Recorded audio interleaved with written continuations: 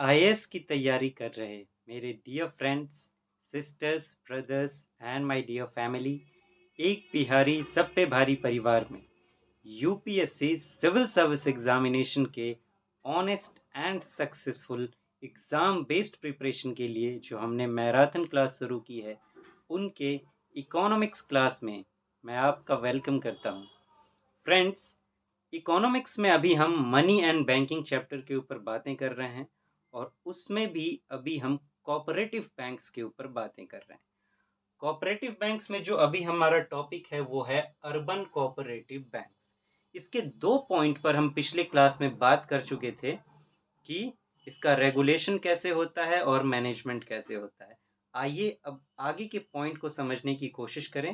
ये टॉपिक बहुत इम्पॉर्टेंट है, इस पर यूपीएससी ने पहले भी क्वेश्चन पूछे हैं। तो आइए देखते हैं कि ये अर्बन कोऑपरेटिव बैंक्स है क्या और इसमें क्या-क्या बातें हैं। और भी चीज़ें देखने को मिलेंगी। पहले तो जैसे कि हमने सरफेस लेवल पर देखा था, अर्बन कोऑपरेटिव बैंक्स। कोऑपरेटिव इसका मतलब आप समझते होंगे कि कोऑपरेट करना, आपस में मिलकर एक दूसरे का साथ देना।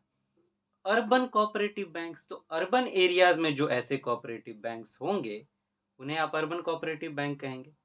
कोऑपरेटिव बैंक आप खुद सोच के देखिए कि क्या हो सकता है, कि कुछ लोग होंगे जो आपस में मिलकर जो है फैसला करते होंगे कि हम पैसे को एक साथ जमा करेंगे, एक बैंक का फॉर्मेशन करेंगे और फिर जो है जिसको जब जैसे ज़रूरत होगी उस हिसाब से फंक्शन करेंगे।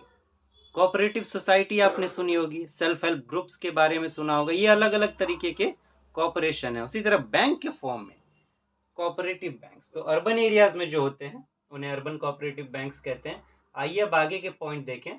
Urban cooperative banks can conduct in entire district where registered including rural areas. तो यहाँ एक इंटरेस्टिंग पॉइंट है कि जो ये अर्बन कोऑपरेटिव बैंक्स जो हैं वो पूरे डिस्ट्रिक्ट में फंक्शन कर सकती हैं। किसी मैंने आपको शुरू में बताया था कि 3 तरह के कोऑपरेटिव बैंक्स होते हैं। एक प्राइमरी क्रेडिट सोसाइटीज़, फिर डिस्ट्रिक्ट सेंट्रल कोऑपरेटिव बैंक्स और कुछ स्टेट कोऑपरेटिव बैंक्स भी होते हैं। तो ये जो अर्बन कोऑपरेटिव बैंक्स हैं, ये पूरे के पूरे डिस्ट्रिक्ट में इनको फंक्शन करना अलाउड है, जहाँ पे भी इन्होंने रजिस्ट्रेशन कराया हुआ है जिस भी डिस्ट्रिक्ट में। लेकिन मज़ेदार बात ये है कि अर्बन देख के लोग थोड़ा-सा फँसेंगे कि ये सिर्फ़ अर्बन एरियाज़ में होते होंगे। लेकिन उन अर्बन डिस्ट्रिक्ट्स में, वो मेन डिस्ट्रिक्ट भले ही अर्बन हो, लेकिन उसमें डिस्ट्रिक्ट्स में तो रूरल एरियाज़ भी आते हैं। अगर ये चाहें तो रूरल एरियाज़ में भी अपना फंक्शन कर सकते हैं, ये भी इनको अलाउड है।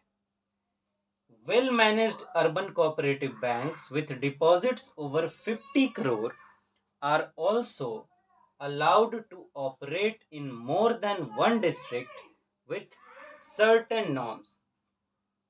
क्या कह रहा है कि जो अर्बन कोऑपरेटिव बैंक्स अपने आप को अच्छे से मैनेज करेंगे, अच्छे से मैनेज कर रहे हैं और उनके पास 50 करोड़ से ज़्यादा का डिपॉजिट है, तो उनको ऑपरेशन के लिए अलाउ किया जाएगा एक डिस्ट्रिक्ट से अधिक में भी।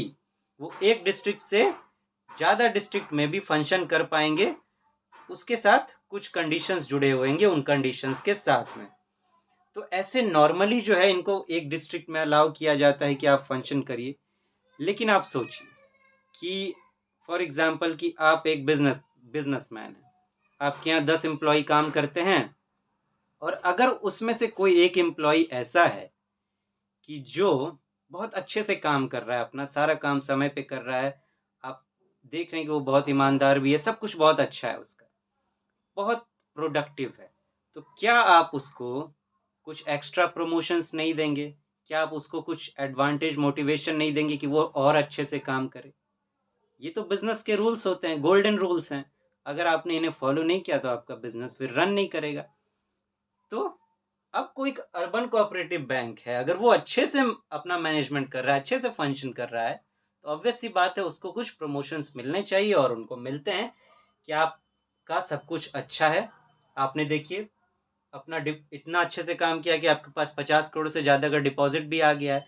इसका मतलब आप अच्छे हैं तो आप ऐसा करिए, दूसरे डिस्ट्रिक्ट में भी काम करिए, वहाँ पे भी अपने काम को बढ़ाइए, फिर और अच्छे से काम करेंगे तो आपको और जगह पे भी दिया जाएगा। तो इस तरीके से अच्छे चीज़ों को प्रमोट किया जा रहा है, तो वही बात है यहाँ पर।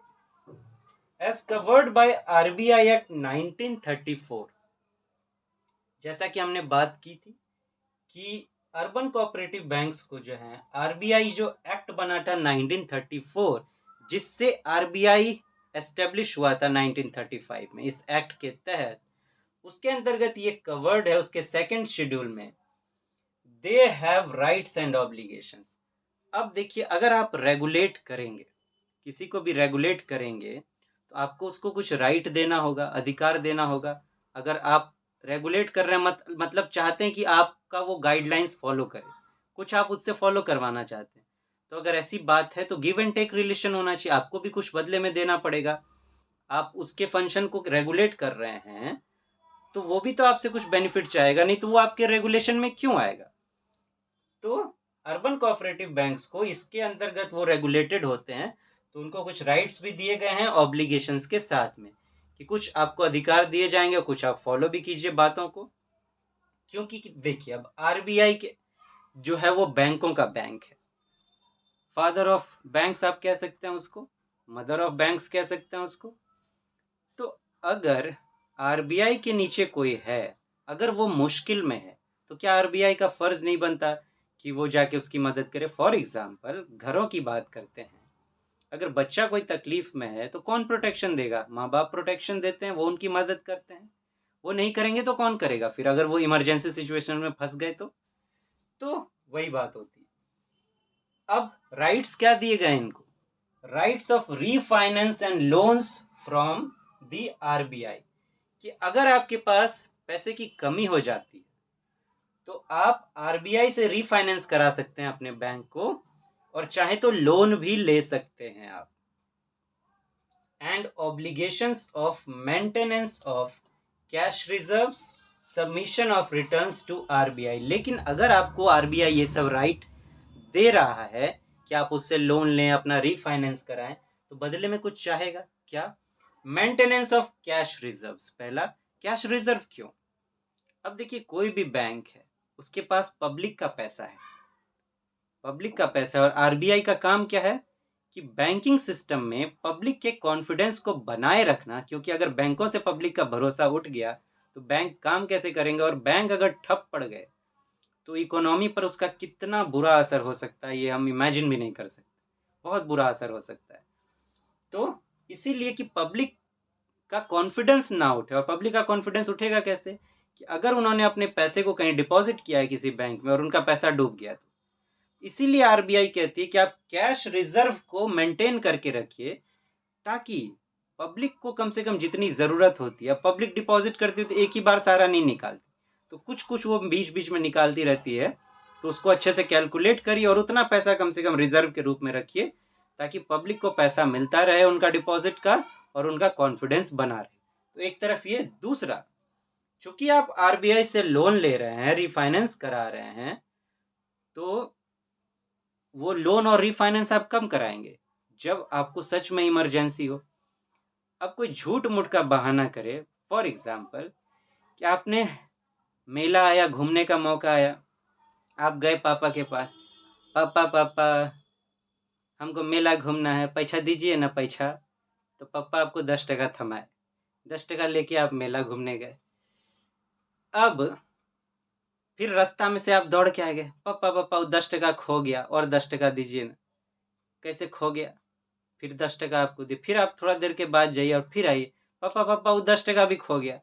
तो इस बार 10 टका नहीं मिलेगा, लप्पड़ मिलेगा, लप्पड़, और ऊपर से जेब चेकिंग भी होगा, और 20 रुपया अगर निकल गया तो बस आपका मेला भी कैंसिल हो जाएगा। तो आरबीआई को पता तो होना चाहिए कि आपको सच में ज़रूरत है कि आप बहाने मार रहे हैं सिर्फ।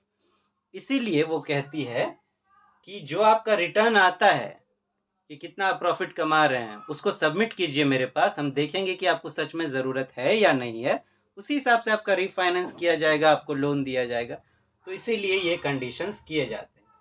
तो फ्रेंड्स, ये कुछ बातें थी अर्बन कोऑपरेटिव बैंक्स के बारे में, कुछ चीज़ें और बच गई हैं जो हम नेक्स्ट क्लास में देखेंगे। आज यहीं रुकते हैं। तब तक आप अपना ध्यान रखें, अपनों का भी ध्यान रखें। Thank you so much. Have a nice day. नमस्ते जी।